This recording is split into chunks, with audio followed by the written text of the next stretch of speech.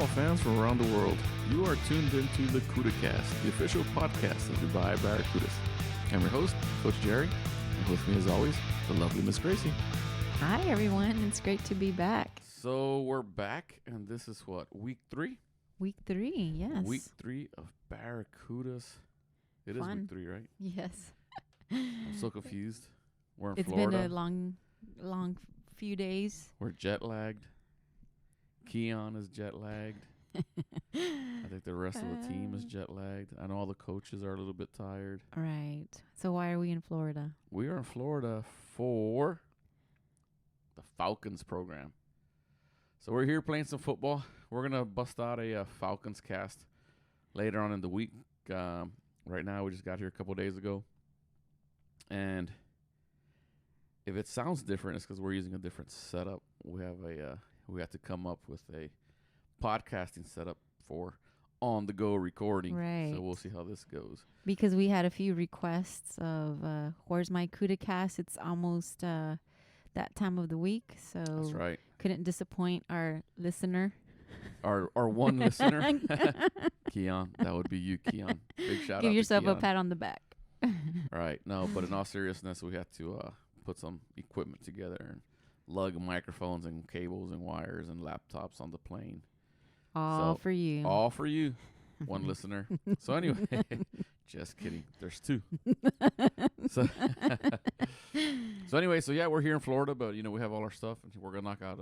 Here we are to knock out another podcast, and we're gonna go over week 3 of the Barracudas. And in week 3, there were only 2 games. Is that correct? Yes, the Bantam division played against Abu Dhabi Scorpions. That's right. And then our JV faced off against the Team Abu Dhabi. It's called Team yes. Abu Dhabi. Mm-hmm. So Team Abu Dhabi is a combined Wildcats, Scorpions, JV division, and they also have a Team Abu Dhabi at the varsity division. Right. They have it's a numbers thing. So we just don't have the numbers to support 2 different teams in Abu Dhabi at this time. At that age level, we're competing with all the other high school sports, and we're competing with girls and all that, which, these that guys didn't sound right at all. Right. Oh, Scratch gosh, that. We're yeah. not. No. I said we're competing with girls, not against girls. That's Okay, different. yeah. Yeah, okay, we're competing with got girls, it. not against girls. Okay, continue. So we just don't have the numbers, right? So that's just a numbers game. So, so they have to combine for this season. So now they are Team Abu Dhabi. So that's what we went up against. The Peewees had a bye, and the men's team had a bye. Right. So only 2 games. Fortunately, we won both games. Yeah, it was a good Barracuda weekend. That's it. In Abu Dhabi. Yes. So we'll start with the Bantam. No, let's switch things up. Let's go in reverse. Yes. Switch things up. Go in reverse. Yeah, it's opposite day. Let's start with JV. Shall we? All right, so it's opposite day. So you talk And you laugh. and I laugh. Please don't put that in there. Too late. Are you serious? I'm dead serious. I cannot. I'm telling you, it's a new. I can't edit on this thing. Parentheses. Yes, I can, but I'm not going to.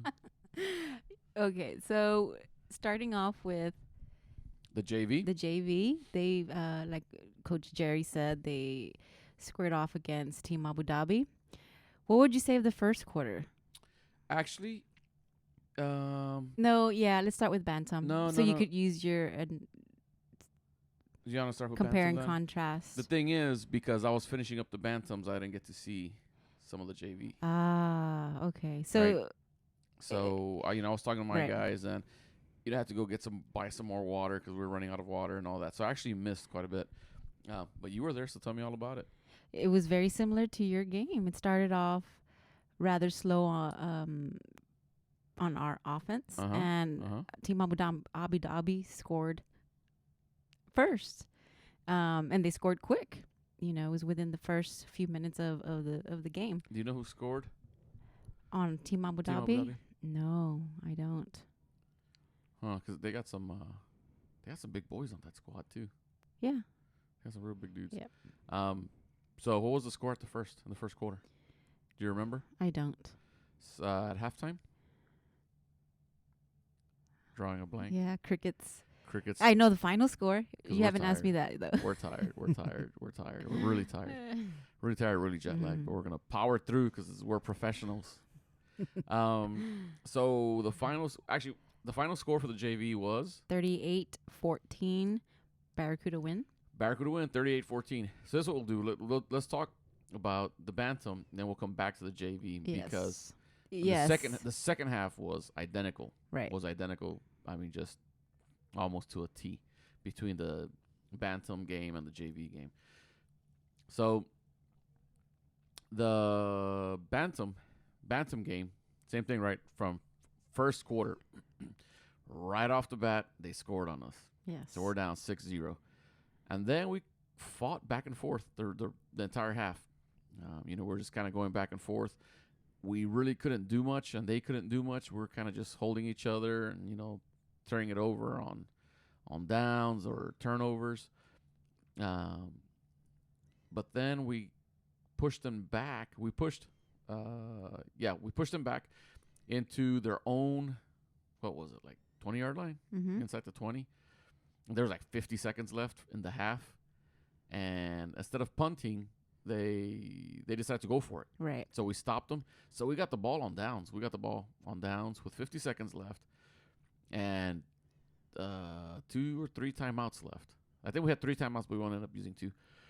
So they turn it over on downs. 50 seconds left. We're down by 6. Boom. We get in the end zone, and we convert the 2-point conversion. So now we're up by 2.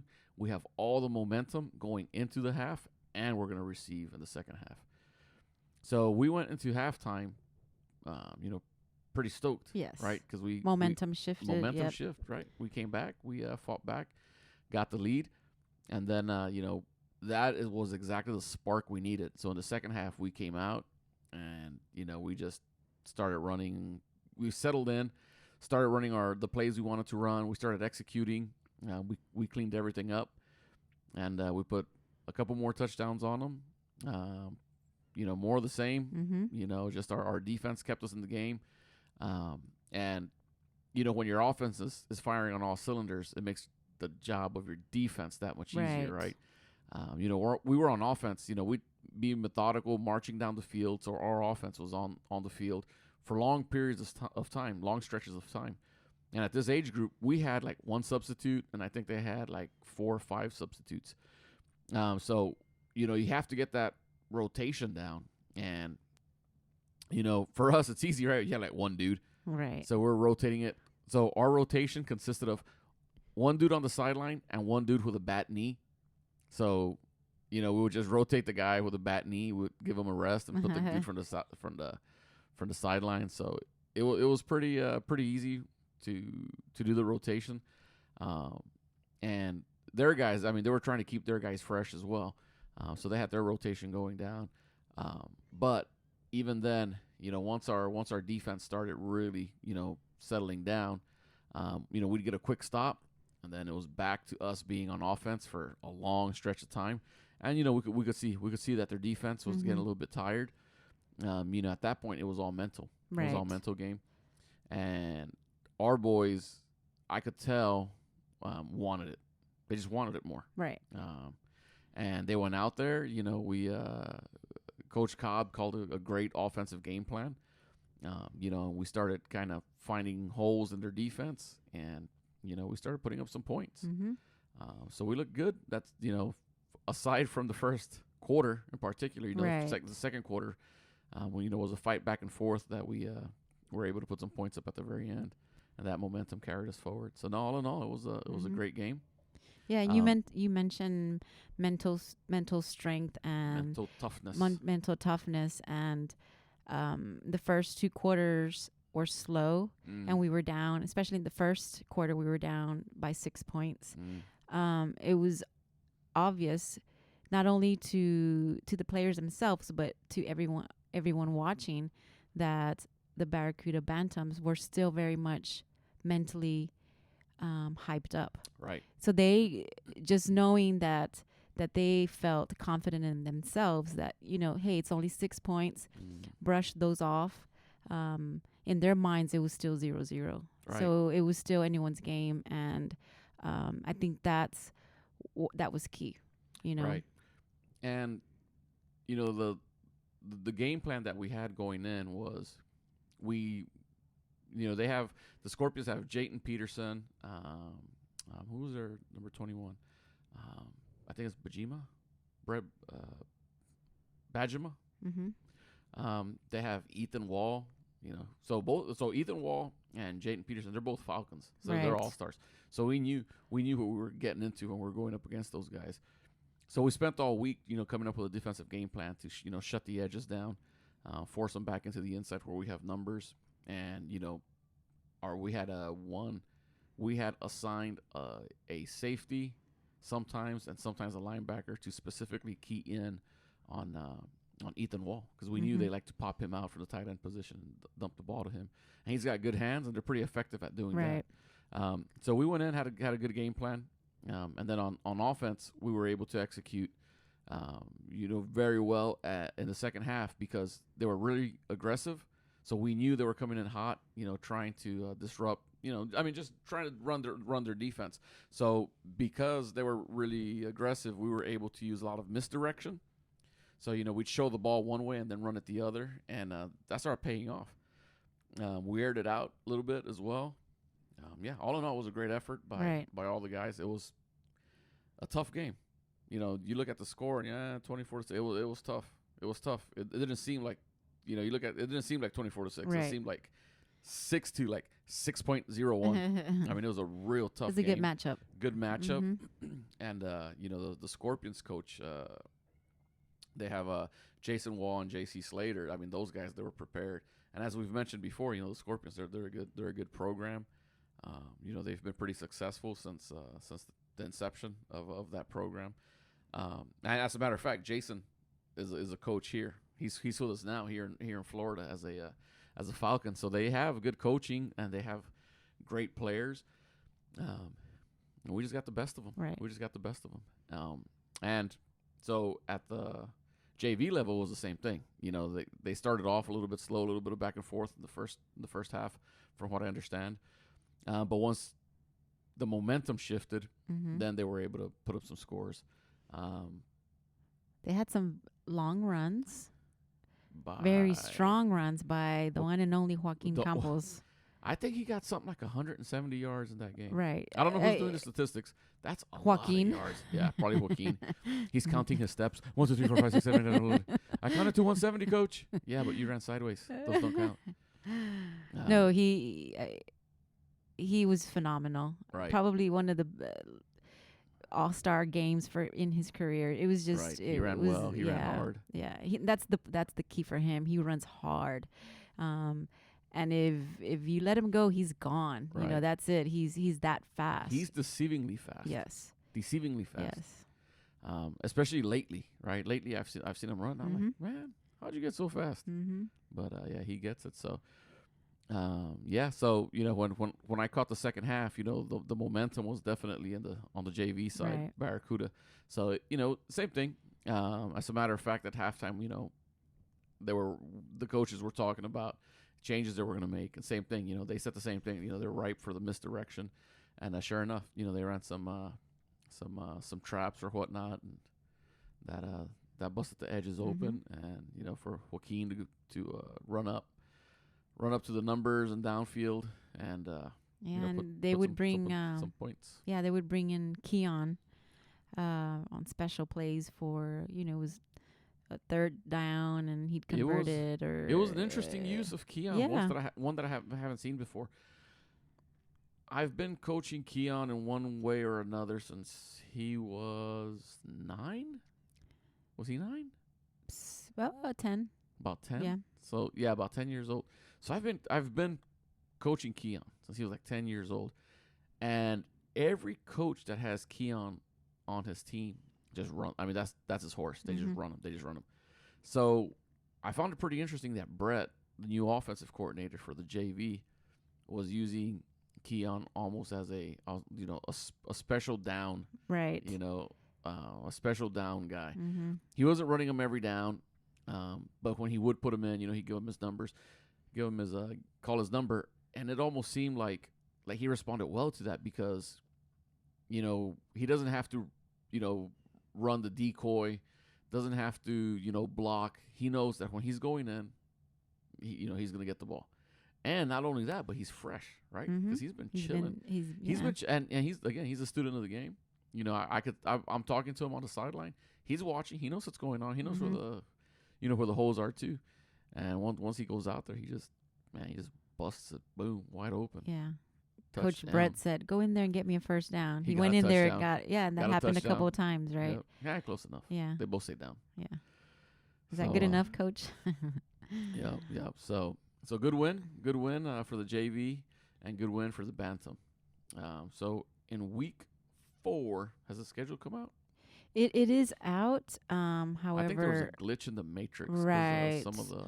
Someone said the scores are up for week 4. Can you imagine if we play those games and those scores are actually what they are? Yeah, let's buy a lottery ticket off that person, right? Choose those numbers for me. For sure. So yeah, so the website right now, I think it had us playing like on the, what was it? The December. Yeah, like December 4th and 11th. Well, we did play the 4th, so they had us playing. Oh, the 11th. Yeah. Yeah, they had us playing the 11th, which we're not going to be there. So yeah, so we're not going to play until January. So Bantam and JV has a bye week, December 11th. There are other games going on. Right. It's Pee-wees and men's still play Mm-hmm. because you know no one in the Pee-wee division is traveling. Mm-hmm. So all the players that are U13 are from the Bantam, and all the U15s are from JV. So there's players pulled from every team. So that's why everyone has. That's why those 2 divisions have a bye. Right. And varsity, can't forget varsity, but they don't play again until January. Right, because they have a bye as well. Right.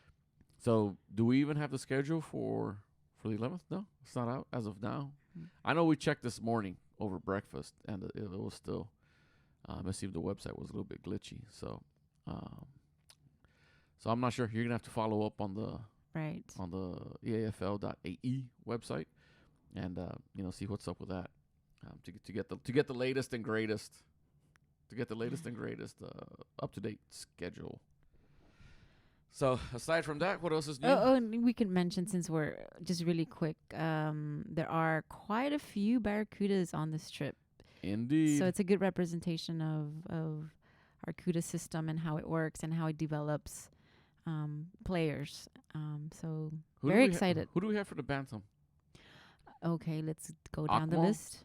My man, Akmal. Mm-hmm. Man, he's putting in work. Costas. Akmal is putting in work. Costas, right? Louis. Isaiah. Jason.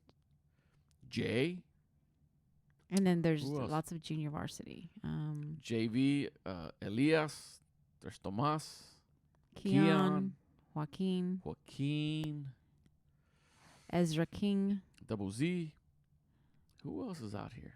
There's a lot of Barracudas. Right, that's what I'm saying. It's a true testament to our great coaching staff. That's it. Well, not only that, every team was allowed, X number of players that they could recommend to be on the Falcons. Not recommend. What's the word I'm looking for? You don't recommend to be on the Falcons. Nominate, right. So every team had a X number of nominations that they could use for for their players.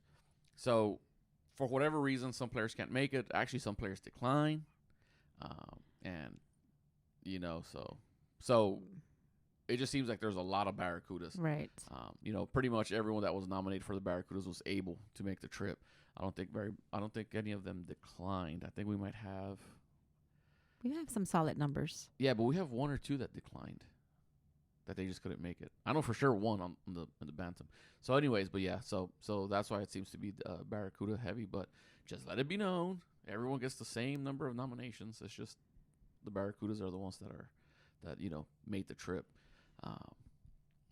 And who else? Are we leaving anyone out? I don't think so. I don't know. Hey, if we left anyone out, my bad. We'll get you next time.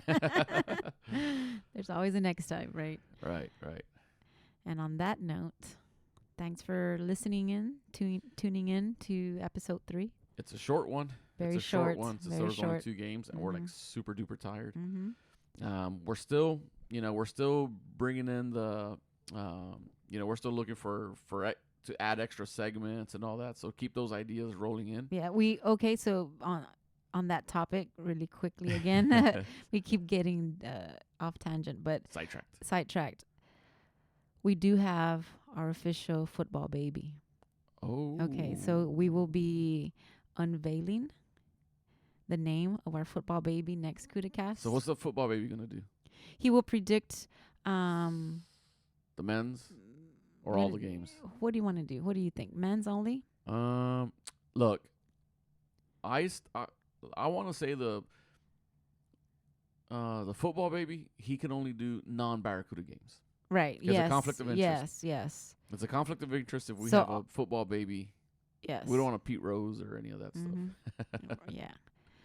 So he's excited to be the football baby. How do you know? He's a baby. I asked him. He nodded. He pointed to the yes. How about that? Okay. Okay. I thought you could read babies' minds. So, all right. So we have we are so tired. Tired and hungry. Tired and hungry. Yeah, I'm not that hungry, but I'm hungry. Really tired. I'm hungry. And to think I still got to edit this thing. And you know what? Oh, I forgot to bring the intro and the outro. That's how I was singing it. So that means I got to do a double edit. So I got to get an old episode. I'll figure it out. I know how to do it. I got it. You're talking to yourself. Yep. So anyways, thanks for listening in to episode numero, 3? Episode 3. Numero 3. Always a pleasure. Until next time. Go Cudas.